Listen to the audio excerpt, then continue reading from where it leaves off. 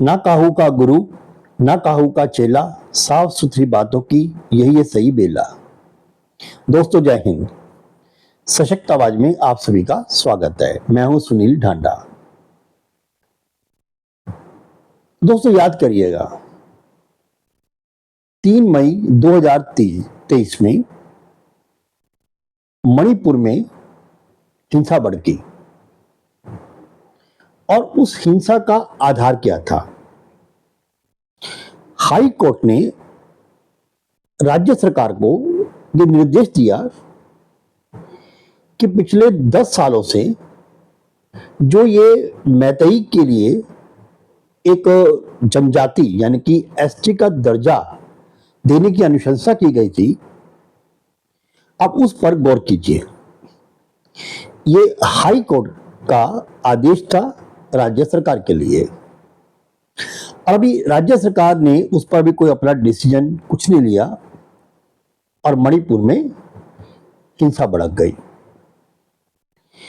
वहां पर दो ही समुदाय हैं मेनली, नागा कह दीजिए वैसे तो, लेकिन अगर देखें तो मैतेई और दूसरा आता है इसमें कुकी।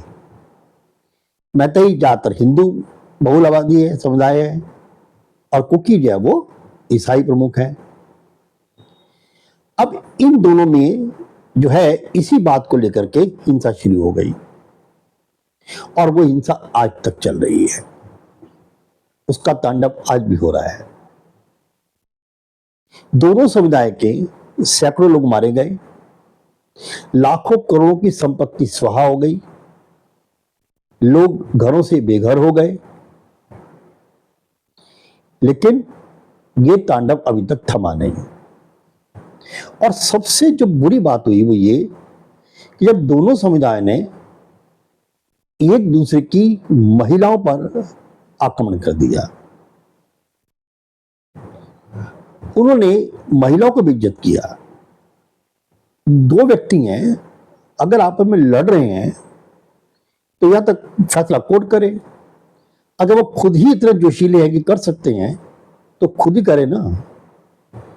वो महिलाओं को बीच में क्यों लाते हैं?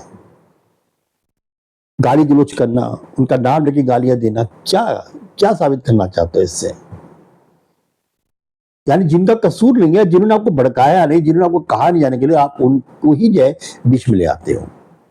खैर मेरा जो इस वक्त एक थोड़ा और मकसद है वो ये है कि आज हमारे पड़ोस का एक देश है बांग्लादेश, वहां पर भी एक आरक्षण को लेकर के एक समस्या खड़ी हो गई। वहां पर बांग्लादेश में 30% उन लोगों को आरक्षण दिया जाता है जो बांग्लादेश के संस्थापक में से थे, यानी बांग्लादेश की स्थापना के वक्त जिन्होंने अपना योगदान दिया, मारे गए, उनके परिवार जो उनके आश्रित हैं, उनके परिवारों को जो है उन्होंने मुक्ति पाने की जो है उनको आरक्षण दिया होता 30%। अब वहां के लोग चाहते थे कि इस आरक्षण को खत्म किया जाए। हालांकि ये भी जो आदेश है वो इनका सरकार का नहीं था, वो भी सुप्रीम कोर्ट का था वहां की। अब सुप्रीम कोर्ट के आदेश में से भी फिर भी जो हसीना बेगम वहां की प्रधानमंत्री थी, उन्होंने ये कहा ठीक है 5% का दे देते हैं। लेकिन अंदरूनी कहानी क्या है वो तो अब खुल के सामने आएगी। मैं सिर्फ ये दिख जाता हूं कि वहां पर भी यही हुआ, हिंसा। यानी जो बात एक शांतिपूर्वक या एक अच्छे तरीके से अगर उसको हम अपना विरोध प्रकट कर सकें, बजाय उसे करने के वहां भी हिंसा का सहारा लिया गया, वहां भी तोड़फोड़, वहां भी अब तक लगभग 150 लोग अपनी जान से हाथ गंवा बैठे हैं, वहीं करोड़ों की संपत्ति स्वाहा। कि आरक्षण का मुद्दा यहां भी रहा और आरक्षण का मुद्दा ही वहां हुआ। ना वहां सरकार इन्वॉल्व हुई, ना यहां सरकार इन्वॉल्व हुई। वहां भी हाई कोर्ट ने कहा हमारे यहां, तो वहां भी सुप्रीम कोर्ट ने आदेश दिया। लेकिन कुछ समझ नहीं आया कि भाई ये दोनों आखिरकार कहां कनेक्ट हो गए। 1 साल के डिफरेंस में ही दोनों के अंदर क्या ऐसा मेन कनेक्शन है, ये एक शोध का विषय है। आखिर ठीक है, वहां की बार ने, मणिपुर की हाईकोर्ट बार ने तो कह दिया कि भाई हमें तो लगता है कि इसमें जो है रोहिंग्या की घुसपैठ है। भाजपा सरकार ने कह दिया हाँ हाँ बिल्कुल हमें भी ये लग रहा है। अरे भाई आप सो रहे हो क्या? सरकार भाजपा की है, कांग्रेस की नहीं है वहां। तो अगर भाजपा ये जानते हैं कि हाँ ऐसा हो सकता है, तो क्या आप लोग सो रहे हो? आपको पता नहीं कि रोहिंग्या क्या कर सकते हैं? आपने जांच की? एक साल बीतने पर भी क्या आपने ये आइडेंटिफाई किया कि हुड़दंगी थे कौन? क्या वाकई, देखिए अगर मैताई हैं, कुकी हैं, यहाँ के नागरिक हैं, बात समझ में आती है कि पड़ोसी हैं, लड़ मरे किसी बात पर। लेकिन अगर थर्ड पर्सन जो बाहर का आया हुआ है वो आपके यहां इन्वॉल्व है, तो मामला बहुत गंभीर है।